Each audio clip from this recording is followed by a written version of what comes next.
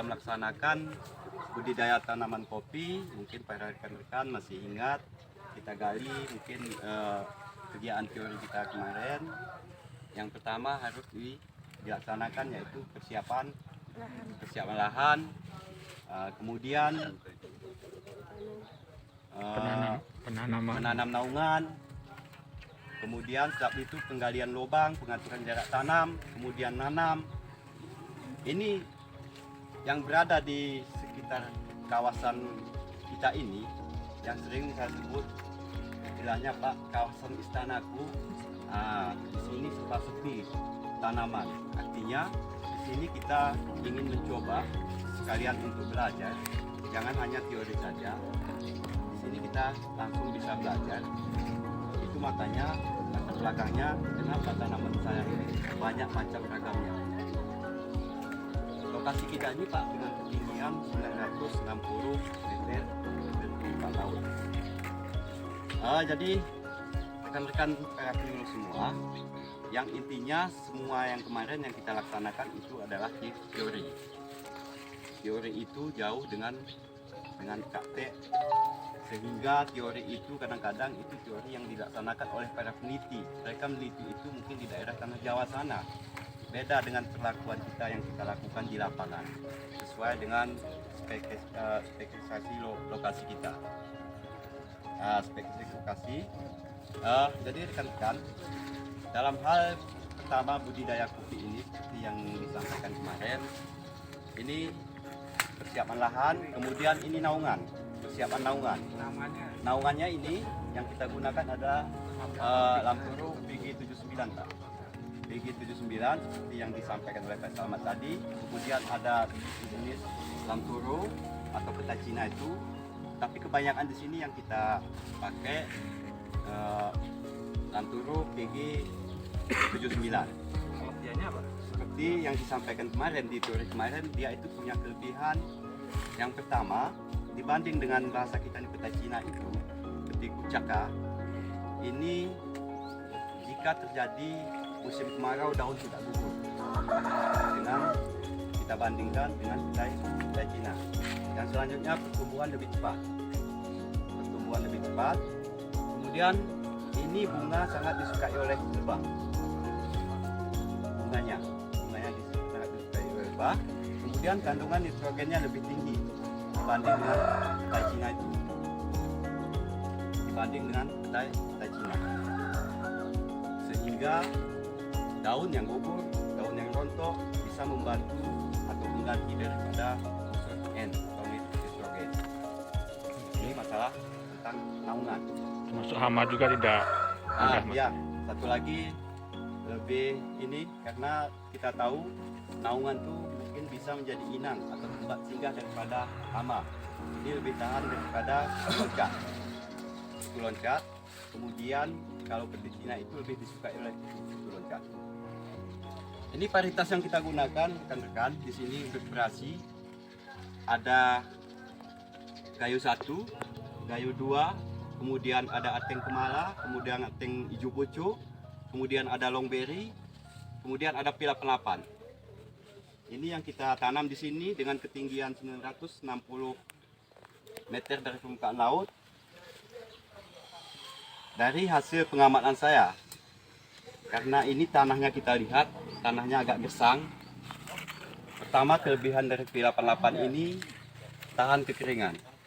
Seperti inilah keadaan naungan, masih belum tertutupi, dia masih tahan. Masih tahan, itulah kelebihan daripada P88 ini. Tahan terhadap kekeringan. Kemudian selanjutnya, kemarin seperti yang saya sampaikan di lokal tentang bibit, itu mungkin tidak bisa kita kupas lagi, karena intinya dalam hal budidaya itu yang perlu kita lakukan seleksi benih atau bibit, karena seberapapun banyak tanaman kita yang harus kita perhatikan sumber dari bibit itu. Bibit itu dalam ada katanya istilah harus ada bobot, bebet dan bibit. Itu mesti kita padukan. Kemudian selanjutnya, ini jarak tanam yang kita pakai ini adalah 2 meter kali 2 meter. Kenapa? Karena kita tahu ini P88 ini termasuk Katai. varietas katai atau pendek. Beda dengan varietas Gayo 1, Gayo 2, Longberry, yaitu termasuk tipe Jangkung. tumbuhnya jangkung Jangkung. atau tinggi. Tajuknya ini lebih lebar dibanding dengan jenis P88 atau jenis kopi katai lainnya. Ini kita coba tumpang sari dengan tanaman kakao. Selanjutnya tentang pemeliharaan. Mungkin intinya di situ kita, karena banyak potensi kopi yang kita lihat di petani kita itu di pemeliharaan. Kelemahannya di situ. Padahal kita tahu ada potensi yang dapat kita raih, kita dapat dari tanaman kopi tersebut. Kuncinya. Yang pertama di pemeliharaan itu umur 1 tahun sampai 2 tahun itu kita lakukan pemangkasan bentuk. Pemangkasan bentuk. Yang pertama bahasa kita ini puntung. Puntung. Topeng. Pemangkasan itu topeng, Pak. Pemangkasan pertama bentuk pucuk. Ini Gunting. ini yang kita potong atau kita sunat. Idealnya Pak, bagaimana? Ini Tingginya semacam mana Pak? tingginya tergantung, Pak. Tergantung yang punya kebun. Yang kita inginkan. Di sini yang saya lakukan, Pak, melenceng dengan teori mereka yang ada di tanah Jawa. Kalau yang sering di teori itu kadang-kadang ketinggiannya 140, 150. Kenapa 140, 150? Itu tergantung kondisi yang punya kebun. Karena itu berkaitan dengan hal pemanenan. Karena ini nanti bertambah 20 cm lagi dari ketinggian topeng ini yang kita laksanakan. Ini Ini udah dipotong. ini udah dipotong. Kenapa ini? Mungkin kemarin udah disampaikan oleh Pak Slamet arahnya. Kita kaji ulang. Ini arah pemotongannya, arah penyunat ini ke arah timur. Ya. Timurnya mana? Ini timur, Pak. Nah, ini. Oh, timur. Kenapa tidak kita laksanakan ini arah pemenggalannya nih atau pemotongannya mendatar? Ya. Kenapa Supaya miring? airnya tidak mengendap. Nah, yang pertama, Ini nanti panen kasih kecil. jika terjadi hujan, ini air tidak mengendap. Panen. Yang selanjutnya, jika ini pemenggalannya atau pemotongannya kita laksanakan mendatar, ini banyak tunas air nih. Tunas air dari samping. Banyak mata Banyak tunasnya, Pak. tunas air nanti tumbuh, Pak. Seperti Ada contoh. ada contoh kita.